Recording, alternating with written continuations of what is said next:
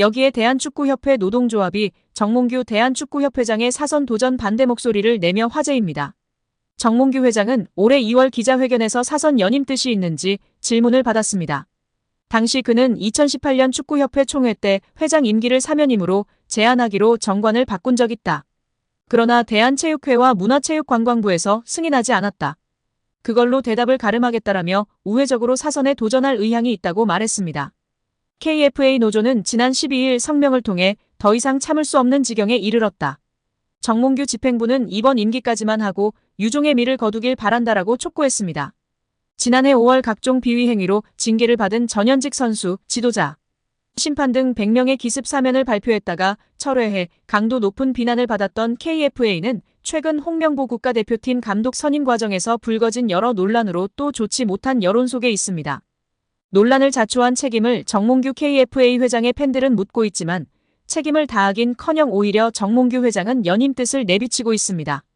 노동조합은 12일 발표한 성명서를 통해 지난 8월 중순부터 상주하고 있는 문체부 감사관은 우리 협회가 일찍이 경험해보지 않는 수준으로 전방위적 감사를 진행하고 있다.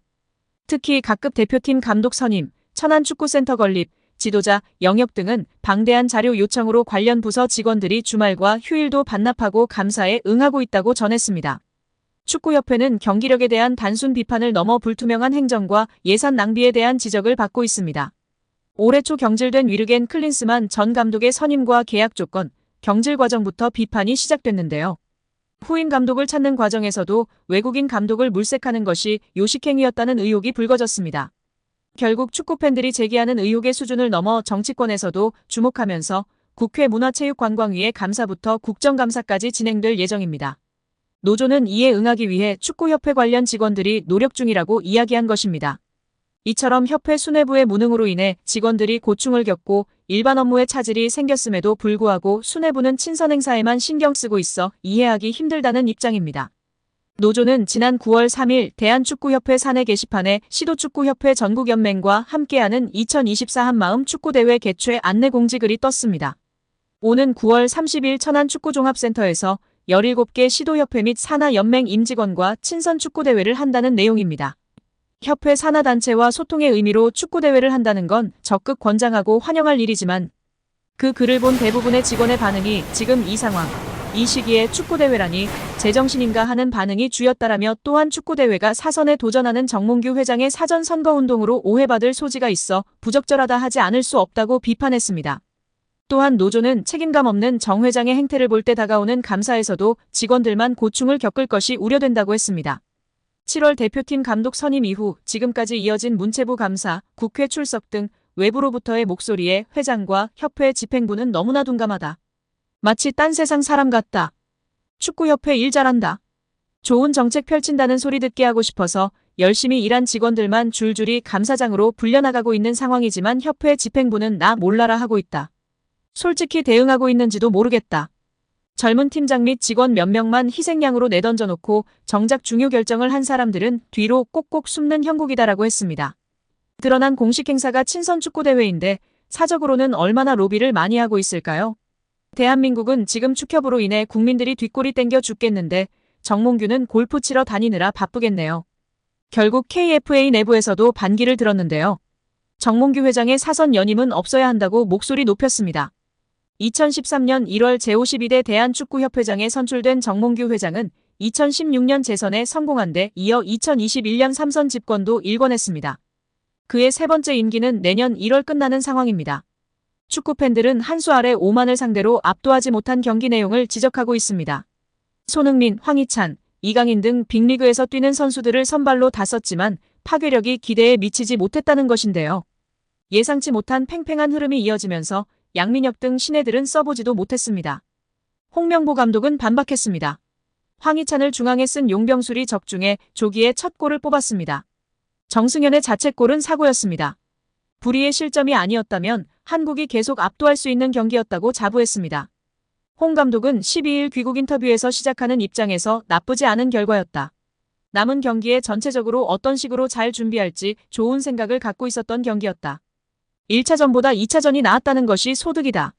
남은 경기에서 선수들이 긍정적인 생각을 가질 수 있는 경기라고 총평했습니다. 자세한 내용 함께 살펴보겠습니다. 홍명보 축구대표팀 감독이 자신의 전술적 요인이 들어맞았음을 강조하며 이강인, 손흥민 등 특정 선수에게 의존한다는 주장에 선을 그었습니다.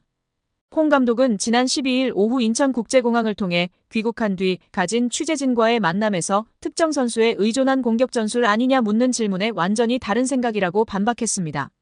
이어 경기 운영 중 분수령이 됐던 시간에 전술적 변화를 준 것이 들어맞았다고 생각한다고 설명했다. 그는 가장 좋은 시나리오는 두 경기 모두 이기는 거였지만 1차전은 결과를 내지 못하고 2차전은 결과를 냈다며 이제 시작하는 입장에선 그렇게 나쁘지 않은 결과라고 생각한다고 말했다. 홍 감독은 전체적으로 어떤 식으로 준비해야 하는지에 대해 좋은 생각을 가질 수 있었던 두 경기였다고 소감을 밝혔습니다. 홍 감독은 어떤 식으로 팀을 발전시켜야 되는지 코치진, 선수들과 소통을 많이 했다며 짧은 시간이지만 우리가 가지고 있는 생각도 조금씩 좁혀가고 있는 상황이라고 말했습니다. 홍명보가 점점 발전해 나가고 있다고 강조하기도 했는데요. 그는 팔레스타인전도 전반전보단 후반전이 좋았고 첫 경기보단 두 번째 경기가 좋았다며 남은 경기에 긍정적인 생각을 가질 수 있었다고 말했습니다. 아시아 지역 3차 예선 1, 2차전을 치른 홍명보는 승점 4점을 따내며 B조 2위에 올랐습니다. 팔레스타인전 무승부로 1위 자리를 놓치면서 요르단과의 3차전, 이라크와의 4차전이 중요해졌습니다. 홍 감독은 리그에서 우승하기 위해선 밑에 있는 팀과 라이벌 팀한테는 절대 실점하면 안 된다고 예를 들며 지금 요르단과 이라크 모두 상대 분석에 들어갔고 실점 관리가 굉장히 중요하다고 설명했습니다.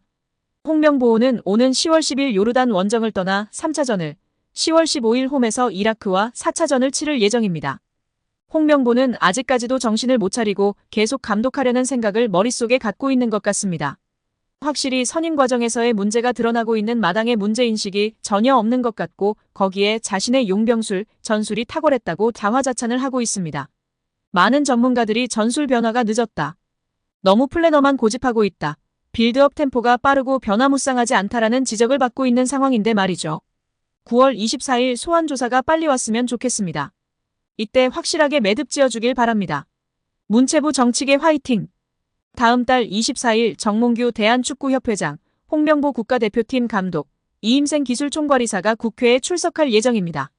국회 문화체육관광위원회는 28일 정몽규 대한축구협회장, 홍명보 축구대표팀 감독, 이임생 협회 기술총괄이사 등을 포함한 10여 명의 증인 및 참고인 명단을 정리했습니다.